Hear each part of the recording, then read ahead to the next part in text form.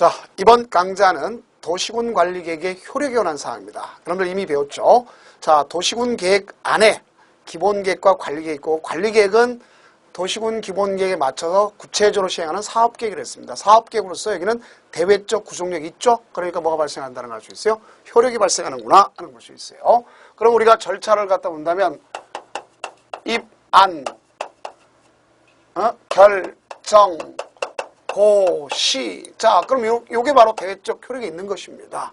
그 이 같은 도시군 관리 계획이 되게 되면 여기에 대한 효과, 소위 요것이 있겠죠. 이걸 배우는 거예요. 그럼 제일 먼저 어떤 효과가 있냐면 이 효과가 있어요. 효력이 발생된다. 효력 발생 시기가 문제되는 거예요. 그 이때 효력 발생 시기다 그랬는데 이 효력 발생 시기는요, 종전에는 결정고시하고 종전에는 결정고시가 됐다. 그럼 그로부터 5일이 경과돼 효력 발생한다. 그 말은 지금은 안 되는 겁니다. 그래서 이것은 어떻게 바뀌었느냐. 지형도면을 작성고시함에 따라서 지형도면 작성고시 한 날, 소위 봤을 때 우리가 한 날 작성한다. 볼 수 있어요. 이렇게 바뀌었습니다. 그럼 여기 보면 이 결정고시하는 또 지형도면은 원래 2년 내 수립하도록 작성하도록 돼 있어요. 그러다 보니까 5일 후에 효력 발생하는 거와 2년 내까지는 결국 요 사이에 이 사이에 불확실한 관계가 나이잖아요. 불확실성에 대해서 문제 논란성이 될 거 아닙니까? 그래서 그 규정을 갖다 없애고 왜? 이게 지형도면이 작성돼야 이게 경계가 명확하게 된 거예요. 경계가 명확할 수 있는 거 아닙니까? 그러니까 결국 이 사이에 불분명한 것이 없애지기 위해서는 바로 5일이란 말은 필요가 없게 돼서 지형도면 작성고시한 날 효력 발생한다. 이렇게 돼 있는 겁니다. 그러니까 여러분들이 이것이 가장 기본적인 겁니다. 그래서 역시 우리가 과거에 시험지에 나왔던 것처럼 자, 도시군 관리계획 결정고시의 도면만으로는 뭐가 될 수 있어요? 구체적 개별 토지 범위를 특정할 수 없는 경우는 판례에서 어떻게 한다? 지형도면 작성고시하는 경계가 확실히 된다는 게 판례 입장 아닙니까? 그래서 그 내용을 설명하니까 오 되는 겁니다. 다음 두 번째는 뭐가 있느냐? 기득권을 갖다가 존중해 줘야 되는구나 알 수 있어요. 기득권 존중. 그럼 여기서 이 기득권을 존중한다는 건 이미 공사가 착공 뭐가 됐어요? 착수가 됐어야 돼. 그 이 공사가 착수가 됐어요. 자, 인허가 받아서 인허가 가지고 되지 않습니다. 인가 받고 허가 받았다 이거 가지고 되지 않습니다. 인허가 받았다고 되는 게 아니라 인허가 받았더라도 공사 착수 착공 여부가 되는 거예요. 그래서 이와 같이 공사가 착수됐을 때만 기득권 존중 문제가 생기는 겁니다. 그럼 이미 공사를 착수했다 하는 것을 볼 수 있어요. 그래서 이럴 때는 원칙적으로 보면 계속할 수 있는 거 계속사업. 계속사업 할 수 있는 거예요. 그러나 문제는 바로 뭐냐? 여기에 예외가 있는 거죠. 예외가 바로 뭐냐? 저희들끼리 공부할 때 수시 외움되는 거예요. 수시란 말은 수산자원보호구역과 시가와 조정구역 이렇게 됩니다. 그래서 이와 같은 수시 경우는 가서 계속할 수 있는 게 아니라 3개월 내 신고하도록 되어 있습니다. 그럼 계속할 수가 있는 것이다. 이렇게 볼 수 있어요. 그러면 이 수산자원보호구역과 시가와 조정구역 원래 규제가 목적 아닙니까? 그러니까 더 강화시킨 거 이렇게 신고하도록 하는 건 더 강화시킨 겁니다. 근데 여기에다가 더군다나 이것이 건축을 위해서 하는 것이다. 이 자체가 건축을 위해서 하는 것이다. 이럴 수 있어요? 없어요? 있죠. 그럼 이와 같은 건축을 위해서 토지 형질 변경 중이다. 이런 거 볼 수 있잖아요.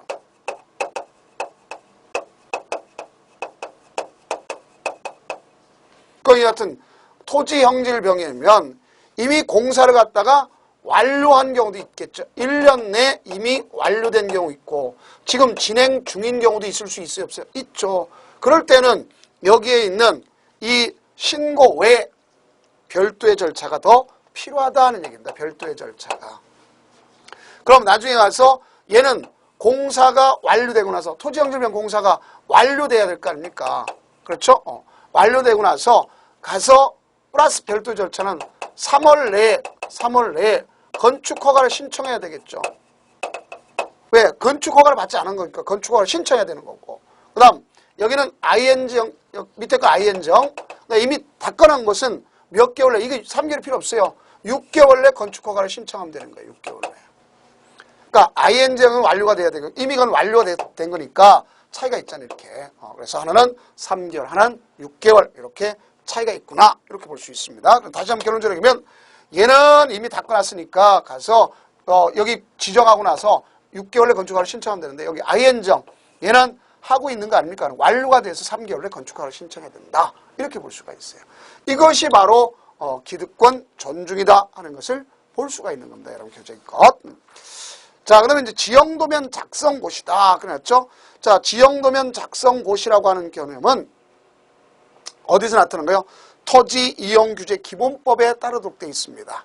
그래서 여기에 작성은 도시군 관리객 입안권자가 작성하는 것이다 하는 걸 꼭 명심해 주세요. 도시군 입안권자가 작성한다. 이게 포인트입니다. 그럼 이 입안권자가 작성하고 다만 국토장관이 입안했으면 국토장관이 결정했죠. 그럼 내가 입안한 내용과 결정한 내용이 같지 않습니까? 그런데 누가 있냐면 시장군수는 자기가 입안했죠. 지구단위 계획 빼놓고 나서는 입안했으면 자기가 결정하는 건 지구단위 계획은 자기가 결정하는 거 알 수 있겠죠. 그러나 지구단위 계획이 아니면 뭐 하는 걸 볼 수 있어요? 결정은 도지사가 하지 않습니까? 그러니까 내가 입안한 내용과 당신이 결정한 내용이 같은지 아닌지 대조 확인합시다. 할 수 있어요? 없어요? 있죠. 그것이 바로 얼마나 나타날 수 있느냐 이걸 보셔야 되겠죠. 그 내용 자체가 결론적으로 본다면 우리가 30일 내 대조 확인하는 것이다. 이렇게 볼 수 있어요. 며칠 내? 30일 내 대조 확인 그래놨죠. 그 다음 이 도시군 관리계획은 뭐하도록 되어 있느냐 가서 재검토하도록 되어 있습니다. 그 재검토인데 이 재검토는요 5년마다 재검토하는 걸 원칙으로 해요. 그럼 5년마다 재검토하면서 10년 이상 미집행 장기계획 있잖아요. 장기계획. 그럼 5년마다 재검토할 때 반드시 반영해야 하는 겁니다. 또 두 번째는 뭐가 있다 볼 수 있냐면 도시군 기본계획이 수립되지 않았어요. 즉 종합계획이 수립되지 않았어요. 그럴 경우에 장기 구상계획을 갖고 있다. 그럼 이 같은 장기 구상계획을 가져갈 때는 주민이 불안하죠. 그럼 어떤 쪽으로 나가는지 주민한테 참여기를 줘야 돼, 안 줘야 돼? 줘야 되겠죠. 그러니까 공청회를 해야 되는구나 하는 것을 알 수가 있습니다. 자, 그래서 그와 관련된 걸 스피드 체크 가지고 보면 도시군 기본계획 수립하지 아니하는 시군의 시장군수는 도시군 관리계획을 정비할 때는 계획설명서를 당해 시군의 장기구상계획을 포함시켜야 하며 이걸 뭘 개최해야 돼요? 공청회를 개최하여 이에 관한 주민 의견을 들어야 된다. 그 얘기 아닙니까? 자, 이게 바로 효력 중에 나타난 마지막 재검토에 관한 사항입니다. 자, 이런 걸 여러분들이 연상을 해두시면 되겠습니다. 자, 그럼 지금까지는 도시군 관리계획 효력에 관해서 효과에 관한 사항에서 설명했습니다. 그 도시군 관리계획 이제 내용이 바로 뭐냐 하는 거 봐야 되겠죠. 자, 그러면 그 내용 중에 첫 번째가 용도 지역제라고 하는 거예요. 그럼 용도 지역제는 어떤 절차를 결정해서 이걸 갖다가 결정고시하느냐, 한마디로 지정하느냐 하는 걸 배우는 거예요. 그럼 이같이 지정이 되면 거기에 따라서 부수적으로 뭘 가져오면 행위 제한을 가져와요. 그 행위 제한은 직접적 행위 제한이 아니란 말입니다. 간접적인 행위 제한이야. 그래서 이와 같은 행위 제한에 대한 하려면 근거가 있어야 되겠죠. 근거에는 곧 원칙이 있는가 하면 아니면 특례가 있구나 이걸 배우는 거고 그럼 거기에 대한 유형 중에 되게 건축에 대한 유형을 많이 배우는 겁니다. 그래서 결국 이 용도 지역제라는 것은 개발할 거냐 아니면 보존할 거냐에 대해서 규제하는 거죠. 규제가 목적인 거죠. 규제가 목적. 이것만의 한계가 있기 때문에 얘의 기능을 보완해 주기 위해서 가서 토지 이용에 대한 규제를 위해서 나타나는 것이 바로 이거지 않습니까? 지구단위 계획. 이거는 결국 얘와 얘가 잘 조화를 이루어서 가져가기 위해서 나타나는 것이 지구단위 계획이구나 이렇게 볼 수가 있습니다. 그럼 앞으로 이 내용을 배우는 거예요. 그러면 대한민국 땅덩어리에 1차적으로 기재하는 걸 뭐라 한다? 용도, 지역. 그러니까 이건 도시군 관리를 정하는 게 원칙이다. 전국토를 사용들 하지만 일률적으로 정하는 게 아니구나 하는 걸 볼 수 있어요. 그러나 행위제한은 전국이 똑같아야 되겠죠. 그러니까 원칙적으로 대통령령으로 정하는 원칙이고 개별법에도 개별법 먼저 적용받는다 하는 걸 볼 수 있어요.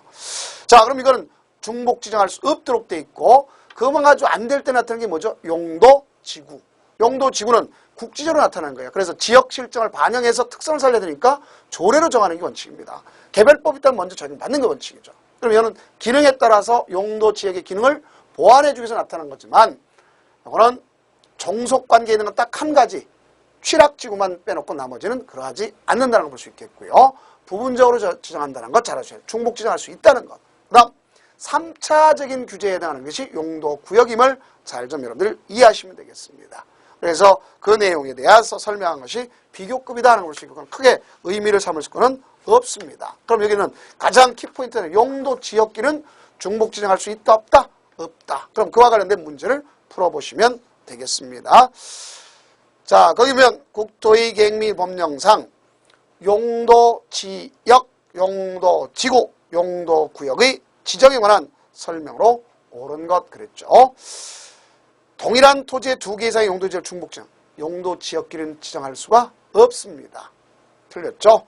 그다음에 용도 지구에 중복 지정할 수 있다. 맞죠? 자, 지역과 지구는 상관없죠. 지역에, 자, 상업지역 안에 고도지구가 됐든 미관지구가 됐든 지정할 수 있잖아요. 그건 상관없어요. 또 우리가 왔을 때 그 지구끼리 중복될 수도 있다 하는 걸 볼 수 있습니다.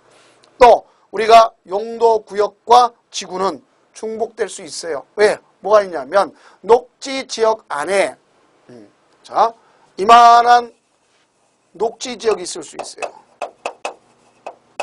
그럼 그 안에 뭐가 나타날 수 있냐면 개발 제한 구역이 있을 수 있어요. 소위 그린벨트라는 거. 그건 그 안에 뭘 갖다 보시면 이쪽으로 100m, 이쪽으로 100m, 이쪽으로 100m, 100m 이렇게 되면 10,000제곱미터 안에요. 자, 거기에 취락지구가 지정할 수 있어요. 이때 취락지구는 개발 제한이니까 집단 취락지구가 지정할 수 있는 겁니다. 무슨 취락지구? 집단 취락지구가 지정할 수 있다. 이렇게 되는 겁니다. 자, 이런 것들이 다 보면 용도 지역과 용도 구역, 용도 구역과 용도 지구. 자, 얘네들은 다 뭐 할 수 있어요? 중복될 수가 있구나 하는 것을 아시면 되겠습니다. 그래서 역시 1번이 틀렸구나 하는 것을 알 수 있어요. 그러면 우리가 짚고 넘어갈 것은 핵심 체크는 용도 지역, 용도 지구, 용도 구역은 결국 행위 제한을 가져옵니다. 용도 지역제에서 행위 제한. 그러나 이거는 부수적으로 행위 제한을 목적으로 하는 것이 직접 목적하니까 손실보상 문제가 생기지 않는다 하는 것이 첫 번째고, 두 번째는 대한민국 땅덩어리를 갖다 이 자체가 지정되지 않을 수 있어요. 미지정될 수도 있어요. 그럴 때는 어떻게 할 거냐? 자연환경 보전제 걸 따라가는 겁니다. 그런 것들 여러분들이 연상하시면 되겠고요. 다음 용도 지역끼리는 중복될 수 없지만 용도 지역과 지구 또 지역과 구역 중복될 수가 있다 하는 걸 볼 수 있습니다. 자, 그래서 이런 내용들이 여기에 해당하는 거고, 이 뭐가 될 수 있으면 개발 제한 구역 안에 도시자연공원 구역이 있을 수도 있어요. 그러니까 구역과 구역끼리도 중복될 수가 있다 하는 것도 여러분들이 아시면, 그럼 도시자연공원과 개발제한구역이다 그러면 개발제한구역이 더 대가 센 놈입니다. 사실상 보면 국토장관이 지정하는 거 아닙니까? 그래서 그게 더 우선할 수 있는 거다 이렇게 볼 수가 있어요. 자, 그렇다면 이제 대한민국 땅덩어리를 1차적으로 나눈 것을 뭐라 그러죠? 용도, 지역.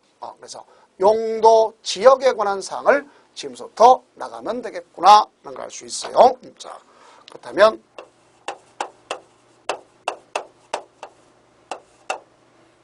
얘는 전 국토를 1차적으로 규제하는 겁니다. 평면적으로 규제해요.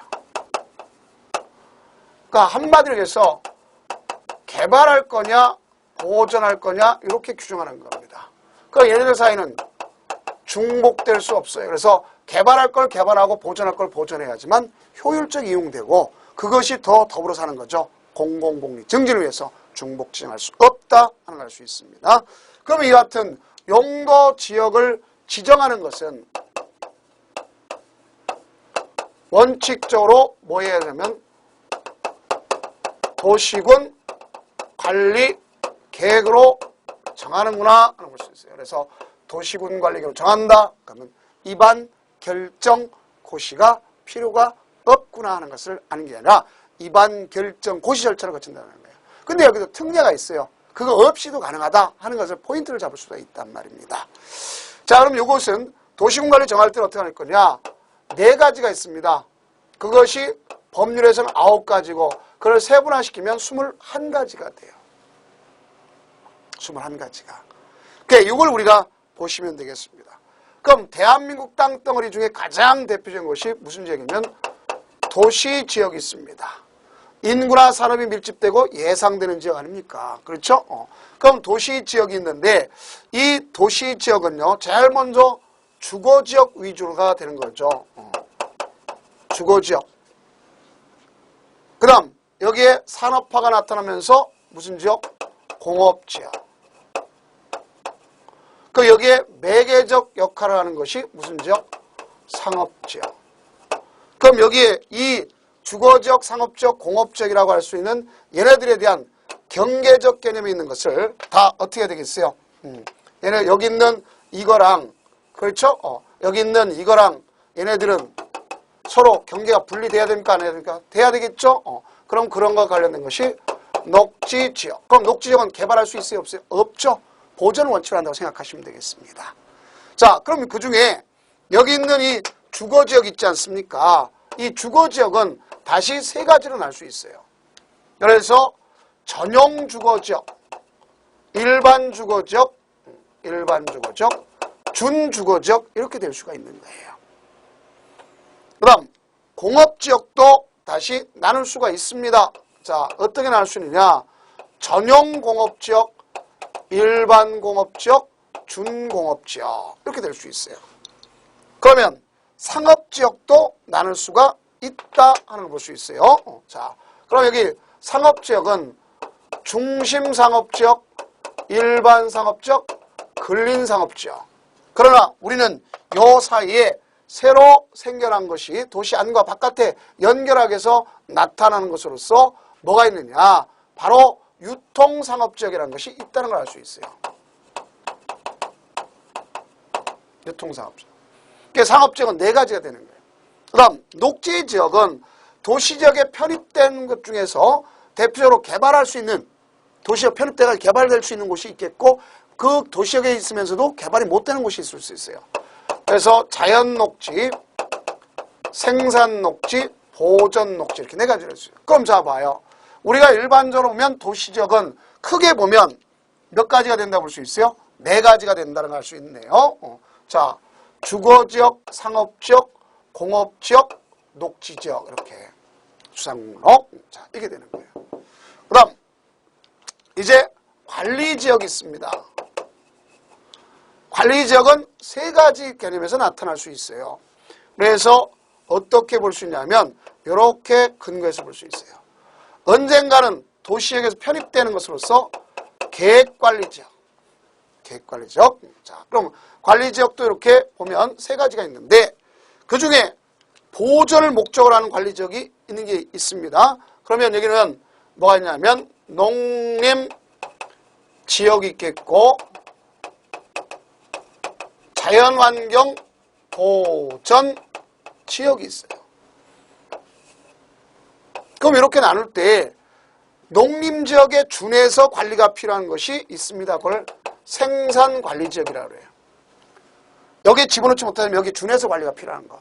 여기는 뭐냐? 농지법의 농업진흥지역과 산지관리법 보전산지를 합쳐서 소위 옛날 보면 도시적 외에 있는 절대농지, 옛날 얘기를 하면 그런 걸 볼 수 있습니다. 자, 그 다음 여기는 자연환경 보전지 집어넣지 못할 때 거기에 준해서 관리하는 것이 보전관리지역. 그럼 대한민국의 전체 땅덩어리는 4가지로 나눈다 했죠? 다시 한번 정리해봐요. 4가지가 바로 뭐냐? 도시지역, 관리지역, 농림지역, 자연환경지역, 도간농자. 그걸 또 세분시켜주면 어떻게 될 거냐? 도시역은 크게 주거지역, 상업지역, 공업지역, 녹지지역. 관리지역은 계획관리지역, 생산관리지역, 보전관리지역. 다음 농림지역, 자연환경. 그러면 9개가 되고 다시 여기 보면 세 군데 있잖아요. 도시지역은 이제 교재째로 전용주거지역. 전용주거지역은 왜 만들어진 거냐? 양호한 주거환경을 보호하는 거예요. 양호한 주거환경 보호. 우리끼리 공부할 때 전량보호라고 생각하면 돼. 전량보호. 그럼 여기는 1종과 2종이 있습니다. 1종이 있겠고 2종이 있어요. 1종은 단독주택 중심을 얘기하는 거고 2종은 공동주택 중심을 이야기한다. 이렇게 볼 수 있습니다. 그 다음 여기 일반 주거지역은요. 편리한 주거환경을 조성하는 거예요. 1편 조성. 자, 여기는 이 일반 주거지역은 편리한 주거환경인데 여기는 1종, 2종, 3종이 있어요. 저층, 중층, 중고층이 있습니다. 자, 저층은 4층 이하를 얘기해서 아파트를 지을 수 없습니다. 아파트는 주택을 쓰면 5개층이니까. 그 다음 중층, 중고층이 있습니다. 자, 이런 말을 갖다 우리가 쓸 수가 있겠죠. 그 다음 준주거지역은 주거를 목적으로 하지만 때로는 상업 업무를 할 수 있는 것이에요. 이게 되는 거고 그 다음에 상업지역은 중심상업지역이 있잖아요. 그럼 여러분들이 중심상업지역은 뭐를 기준점으로 한다는 걸 잘 알아주시면 되겠습니까? 도심, 부도심에 대한 뭐를 기점으로 해요? 상업과 일반적인 업무 기능을 위해서 나타나는 게 중심상업지역. 그 다음 일반 상업지역이라는 것은 업무, 상업과 더불어서 일반적인 업무, 일반 상업. 그 다음 유통상업지역이란 말은 유통, 마지막에 등장해서 아파트 같은 주택을 갖다 지을 수가 없어요. 아파트 같은 주택이라 주택을 지을 수가 없습니다. 그래서 유통상업지역은 뭐가 될 거냐면 도시지역 내, 그 다음에 지역 간의 유통기능을 담당하는 거예요. 유통기능. 자, 그 다음에 근린상업지역은 주택과 가까이 붙는 걸 볼 수 있겠죠. 따지고 보면 그래서 근린, 가까울 근자, 서비스나 일용품 중심의 것을 대야 되겠구나 하는 볼 수 있겠죠. 그럼 공업지역 중에 편익증지를 위해서 나타나는데 그 중에 요거는 중화학 공해성 있는 걸 기점으로 하죠. 공해가 있는 거. 그러나 이거는 환경을 저해하지 않으면 되는 거죠. 근데 여기는 공업지역에다 주거와 상업 다 할 수 있는 것이 바로 준공업지역이구나 하는 걸 볼 수 있어요. 그 다음 자연 녹지. 필요에 따라서 제한적으로 개발할 수 있는 것을 자연 녹지라고 합니다. 생산을 위해서 유지가 된 것을 보전 녹지. 그 다음에 말 그대로 자연 녹지 말고 보전 녹지. 생산을 위해서 하는 것은 생산 녹지고 보전을 위해서 한 것은 뭐를 기점으로 할 거냐? 잘 알겠죠? 기본적인 보전 필요하나 자연환경 보전지역으로 지정하여 관리가 기점으로 하는 것은 이제 보전관리지역과 구별해 줘야 되겠어요. 그래서 보전 녹지는 도시의 자연환경 경관, 알겠죠? 이런 것을 녹지 공간을 필요해서 나타난 것이 보전 녹지. 그래서 요거랑 조심할 것이 보전관리지역과 조심해야 돼요. 요거랑 조심해야 되겠죠.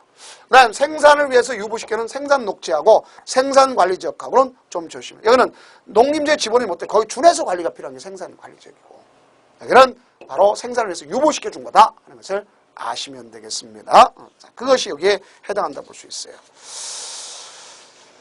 자, 다음은 이제 농림지역과 자연환경 보전이 있다고 봐야죠. 자, 그렇다면 있지만 이제 스피드 체크 나가야 되겠죠. 자, 그럼 저층 주택 중심에 자, 주거환경 조성을 위해서 필요한 지역을 일종의 일반 주거지역이라 한다. 자, 무슨 지역? 일반 주거지역. 그럼 저층 중에서 가져가니까 저층인데 여기 봐요. 편리한 주거를 조성하는 거죠. 그래서 1편 조성. 이렇게 얘기했잖아요. 편리한 주거환경을 조성하기 위해서 가져가는 것이구나. 이렇게 여러분들이 공부하시면 되겠다 하는 걸 얘기했지 않습니까? 그래서 그걸 갖다 뭐라 한다 했어요? 1편 조성 이렇게 얘기한다 했어요. 그 내용을 정리하면 문제를 쉽게 가져갈 수가 있습니다. 자, 그래서 정답 자체를 보면 편리한 것이고 다음 이제 23회 감정평가사 시험 문제를 갖다 응용해 보면 이제 스피드 문제를 갖다 풀어봐야 되겠죠. 자, 첫째 국토의 계획 및 이용에 관한 법령상 용도 지역에 관한 설명이다. 가로 안에 들어갈 용어가 옳게 연결된 것은 그렇습니다. 기억, 공동주택 중심의 양호한주거환경. 자, 양호한주거환경이 있어요. 그러면 전용주거지역인데 거기 보니까 공동이냐 단독과 공동 1종과 2종 차이죠. 그럼 2종의 일반 주거지역이나 전용 주거지역을 얘기하는 거 아닙니까? 여기는. 다음 니은은 근린지역에서 일용품, 자 여기는 근린 상업지역을 갖다 설명한 거 아닙니까? 그 다음 주로 농업적 생산을 개발이 유보됐다. 여기 있잖아요. 농업 생산을 해서 개발이 유보되면 생산 녹지지역이다. 그럼 정답 4번이 되는구나 하는 것을 아실 수 있네요.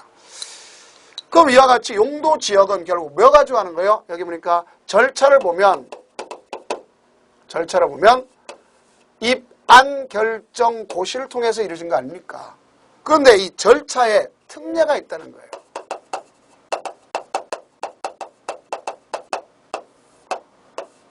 이 절차에 특례가 있다. 이게 바로 시험 문제 출제되는 것이다 하는 걸 볼 수 있습니다. 그럼 절차의 특례로서 보여주면 제일 먼저 공유 수면 매립지가 있습니다.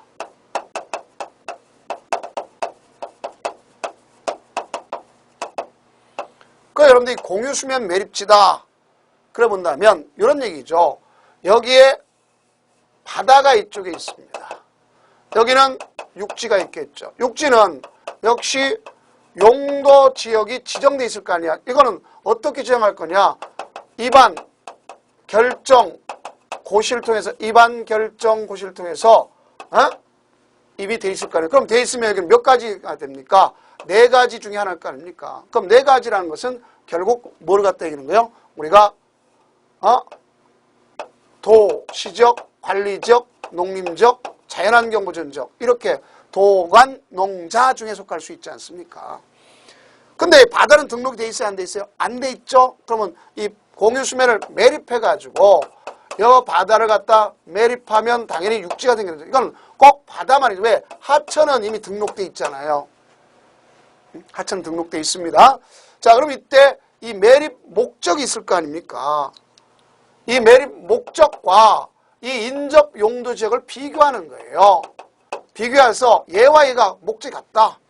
쉽게 얘기해서 이쪽을 A라고 지칭하고 목적을 A라고 지칭하고 인접 용도를 B라고 지칭해 봤을 때 A와 B가 같을 수 있어요? 없어요? 있죠. 만약에 그 택지 조성이 목적인데 또 산업단지 조성이 목적인데 자 인접된 곳이 만약에 예를 들어서 이게 도시지역이더라. 요거는 예를 들어서 농림지역이더라. 이럴 수 있어요? 없어요? 있죠. 그러면 여기는 목적이 같잖아요. 여기는. 그렇죠? 그러니까 이 지역 도시역입니다 하고 이걸 고시만 하면 되는 거고 여기는 산업단지 조성과 농림지역 원칙적으로 같지 않는 거예요. 그러면 이 지역을 본래 목적인 것으로서 입안 결정 고시를 통해서 도시역 중에 공업지역을 지정하든 이렇게 해야 될 거 아닙니까? 그래서 같을 경우만 1대1로서 가져간다 하는 걸 아시면 돼요. 어떤 경우? 같은 경우만. 그래서 입안 결정 고시를 한다. 그럼 여기 보면 결국 이 고시는 왜 해주느냐? 여기 매립한 사람이나 준공인가한 사람은 알 수 있지만 일반인은 모르잖아요. 그러니까 일반인한테 알려주는 절차로서 바로 이것을 지체 없이 고시하도록 되어 있다. 볼 수 있습니다. 그럼 이와 같은 공유수면 매립 중에 바다만을 갖다가 인접한 용도지역과 같으면 상관없겠죠. 그럼 도시군관리계획으로서 입안 결정 절차 없이 뭐는 해줘야 된다? 고시는 해줘야 되는구나. 이렇게 아시면 되겠죠. 자, 그럼 그와 관련된 문제를 한번 풀어보도록 해봅시다. 자, 그러면 국토의 계획 및 이용 법령상 바다인 공유수면의 매립 목적이 그 매립구역과 이웃하고 있는 농림지역과 농림지역의 내용과 같은 경우 자 그럼 그랬어요. 바다의 매립 목적이 인접하고 있는 농림지역과 같다 했습니다. 그럼 그 용도지역은 뭐냐? 농림지역으로 고시만 하면 되는 거예요. 그러니까 별도의 입안 결정 절차 없이 농림지역으로 지정된 걸 본다. 그럼 뭐가 필요하겠어요? 입안 결정 절차 없다는 얘기는 뭐는 해줘야 된다? 고시는 해줘야 된다. 이런 소리 아닙니까? 그 내용을 우리가 정리해주면 되겠다 하는 걸 볼 수 있어요. 그래서 정답은 4번이면 되겠고요. 그 다음 이제 첫 번째가 있으면 두 번째 입안도, 결정도, 고시도 필요 없는 경우가 있습니다. 그러니까 한마디로 모두 생략될 수도 있구나 하는 걸 볼 수 있겠죠. 그래서 이걸 줄여서 그냥 저는 타법상 의제다. 그럼 의제란 것은 입안, 결정, 고시 자체가 필요 없다. 다 모두 필요 없다는 거 생략. 그러면 그 중에 첫째가 뭐가 있다 볼 수 있으면 도시 지역으로 본다 소리가 있어요. 자, 무슨 지역으로 본다? 도시지역으로 본다. 그럼 도시지역으로 본다는 것은 입안, 결정, 고시조차 필요 없다는 얘기죠. 그 여러분들 어떤 경우가 있냐면 여기가 이제 바다입니다. 바다는 여기 뭐라 했어요? 공유 수면이잖아요. 이것이 문제되는 공유 수면. 공유 수면은 원래 등록됩니까? 안 됩니까? 안 되는 게 원칙이죠. 그런데 여기에다가 항만법에 의해서 항만시설, 부두와 같은 항만법에 의해서 이 항만법을 적용받는 이 공간구역이 있을 거 아닙니까? 그래서 여기를 갖다 항만법에 적용받는 이 공유수면, 이 안에 있는 이 공유수면 이것이 인접되고 있는 도시지역과 접했더라. 그럼 당연히 이 공유수면은 도시지역이죠. 어촌어항법에서 어항구역이, 자 이건 요걸 갖다 우리가 항만구역이라 하죠. 이걸 갖다가 항만구역. 그럼 어촌어항법에 의한 것으로서, 자 어촌어항법.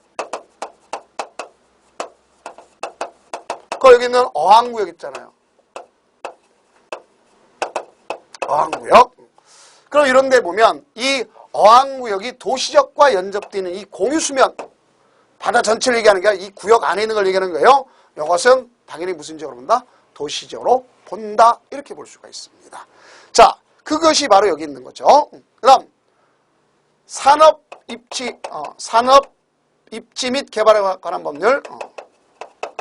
저희들끼리 줄여서 산업입지법 하면 돼요. 산업입지 및 개발 법률에 의한 산업단지가 있어요. 자, 산업단지는 한마디로 공업지대로서 나타나는 걸 얘기하는 겁니다. 그 여기는 국가산업단지 같은 게 있습니다. 그렇죠? 국가산업단지, 일반산업단지, 도시첨단산업단지, 농공단지, 준산업단지 이런 것이 있어요. 그러면 이럴 경우에 그 중에서 농공단지는 본래 목적이 이 농한계, 농어민의 소득 증대를 목적으로 하는 겁니다. 알겠죠? 그러니까 원칙적으로 농림적 같은 공장을 등장시킬 수 있다 없다? 없다는 얘기죠. 그럼 거기다가 산업입지 개발에 관한 법률에 의해서 농공단지를 집어넣을 수가 있단 말입니다. 그렇다고 거기가 도시지역이라고 볼 수는 없지 않습니까? 그런 걸 여러분들이 연상해 주시면 되겠다 하는 볼 수 있어요. 그래서 제가 교재에다가 국가산업단지 뭐고, 일반산업단지 뭐고, 도시첨단산업단지 뭔가 써놨어요? 안 써놨어요? 써놨죠? 자, 그걸 인지를 하면 쉽게 가져가는 거예요. 그 자체가. 그래서 그 내용이 바로 이거다 볼 수 있겠고요. 다만 뭐만 주시면 농공단지만 주시면 되고. 택지 개발한다. 택지 개발하는 건 되게 주택을 대단히 짓기 위해서 개발하는 거 아닙니까? 그건 주택을 지으면 인구나 사람 밀집됩니까? 안 됩니까? 되죠? 그럼 당연히 도시지역으로 본다. 이렇게 볼 수 있겠고. 예정지구는 안 되는 겁니다. 나의 전원개발 촉진법에 의한 전원개발 사업지구 또는 예정구역 있잖아요. 그러니까 전원, 전력개발을 얘기하는 거예요. 속된 표현으로 우리 일용업리 얘기하는 거 아닙니다. 전월기했던 일용업리 얘기하면 안 돼요. 그렇죠? 전력. 그래서 우리가 화력 있고 수력 있겠고 원자력 있겠고 그렇죠? 풍력 있고 이런 거 있지 않습니까? 그래서 그 중에서 수력발전, 송변전, 송변전만을 위한 건 제외다 하는 것을 알 수 있으면 따로 용도가 될 수 있습니다. 다음은 이제 거기 보면 어항도 택산전 이런 말 쓰는 겁니다. 그 다음 뭐가 있냐면 관리지역 내 특례가 있다. 그럼 관리지역은 이미 입안결정 고시가 됐을 거 아닙니까? 그런데 여기에 이것이 변경이 될 수 있다는 얘기야. 뭐 없이 입안결정 절차 없이 변경될 수 있다 이 소리입니다. 그러면 무슨 법에서? 타법에서. 원래 관리지역이었는데 자 봅시다. 여기가 관리지역이 있어요. 그럼 관리지역은 어떻게 나눴냐면 이렇게 나눴던 적이 있겠죠. 계획관리지역. 계획관리 언젠간 도시로 편입될 거 아닙니까? 그 다음 생산관리지역이 있겠고 뭐가 있었죠? 보전관리지역이 있었어요. 그 여기는 생산관리지역은 옆에 있는 농림지역에 집어넣지 못할 때 거기에 준해서 관리가 됐었잖아요. 그 다음 또 여기 있는 이 보전관리지역은 자연환경 보전지역에 집어넣을 때 거기에 준해서 관리가 필요했던 거예요. 그런데 농지법상의 농업진흥지역을 갖다가 관리지역에서 농지법에서 이걸 농업진흥지역을 지정한다. 이 농업진흥지역을 지정하면 그대로 관리지역 두면 안 되겠죠. 그래서 그때는 차라리 농림지역으로 보는 겁니다. 그 다음 이 관리지역 내에 산림 있잖아요. 산림중. 자, 산지관리법상의 보전산지가 된다. 그러면 산림은 임업생산할 수 있고 보전할 수도 있는 거 아닙니까? 그러면 어디에 접했냐에 따라서 농림지역 될 수도 있고 뭐가 될 수 있어요? 자연환경 보전지역이 될 수 있구나. 이렇게 볼 수가 있는 거 아닙니까? 그래서 이제 그 내용을 여러분들이 인식하면 되는 것이다. 볼 수 있어요. 그럼 이런 개념을 갖다 우리가 정리하면서 이 강의를 한번 마치도록 하겠습니다. 그렇다면 한번 보세요. 우리가 여담삼아 산전수전 겪었다. 이런 사람들 믿으라쓸까 믿지 못해요. 오죽하면 그렇게 할까. 근데 걷다가 공준전까지 거쳤다 하는 사람들 믿을까 믿지 말할까? 믿지 마셔야 되겠죠. 그래서 우리 법에서 산전수전 나오면 무조건 의심 좀 해보자 하는 얘기야. 그게 무슨 소리냐. 산업단지 하면 틀려버린단 말이야. 농업나비 때문에. 전원개발 쪽에 전원개발 사업지구 하면 또 수력발전소 때문에 조심하라 이겁니다. 다음 스피드 체크. 어촌어항법에 따른 어항구역으로서 도시지역과 연접된 공유수면, 도시지역 그래야 되겠죠. 연접된 공유수면은 도시지역으로 결정고시 본다는 거와 관리지역 중 농지법에 따라 농업진흥지역 결정고시가 되면 결정고시 된다. 그래서 농업진흥지역으로 결정고시된 지역은 뭐가 된다? 농림지역으로 본다. 이래 보는 거죠. 그렇다면 이제 엑스파일 문제를 갖다 정리하고 마치도록 하겠습니다. 국토의 계획 및 이런 법령상 용도지역 지정 의제, 의제라는 게 바로 방금 탑법상의 의제를 갖다 얘기하는 것이겠죠. 자, 공유수면 절차, 또 탑법상의 도시지역 내 것과 관리지역 내 요것이 있지 않습니까? 그러면 항만법에 따른 항만구역으로서 도시에 영접된 공유수면 도시역으로 결정고시된 거로 본다. 그랬죠. 자, 이건 처음부터 다 의제되는 거죠. 결정고시가 의제된다. 맞습니다. 산업입지 개발의 법률에 따른 국가산업단지는 역시 도시역으로 보는 거죠. 그 중에 특히 우리가 보면 쉽게 보면 공업지역이 되는 거 아닙니까? 도시역 중에서. 그렇죠? 그 다음 택지개발 촉진법에 따른 택지개발 지구는 예정지가 아닙니다. 도시지역 결정고시로 본다. 오케이. 어촌어항법에 의해서 자, 무슨 법? 어촌어항법에 따른 어항구역으로서 도시지역으로 연접된 공유수면은 자, 무슨 지역? 도시지역으로 연접된 공유수면은 도시지역으로 결정고시된 거로 본다. 역시 마찬가지 아닙니까? 다음 관리지역의 산림 중 산지관리법에 따라 보전산지. 자, 아까 써있죠. 산림 중 산지관리법 보전산지가 됐으면 어디에 접했냐 구분에 따라 그 구분에 따라서 농림지역 또는 자연환경보전지역으로 본다. 근데 자연환경지역으로 결정고시를 본다. 볼 수 있다는 되지만 바로 본다 했기 때문에 틀렸죠. 하나만 본다는 건 잘못된 거 아닙니까? 그래서 정답 5번 되어 있습니다. 자, 그럼 지금까지는 용도 지역이 지정되면 그 효과에 대한 것을 배웠고 그 용도 지역 지정을 하게 된 절차로서 분류 4가지가 9가지 21가지 되는 것을 배웠고 그다음 이 용도 지역 지정 입안 결정 절차에 특례가 있다. 특례 크게 2가지. 공유수면 매력과 탑법상의 의제다는 걸 배웠지 않습니까? 그럼 다음 주 시간에는 이제 뭐에 대한 사항을 나누면 여기에서 행위 제한의 유형 알겠죠? 이 내용을 나누면 어렵지만 이거는 제가 하는데 따라오면 아주 쉽게 접근할 수 있어요. 자, 그래서 다음 주 역시 기대하고 노력해 봅시다. 자, 고생 많으셨습니다.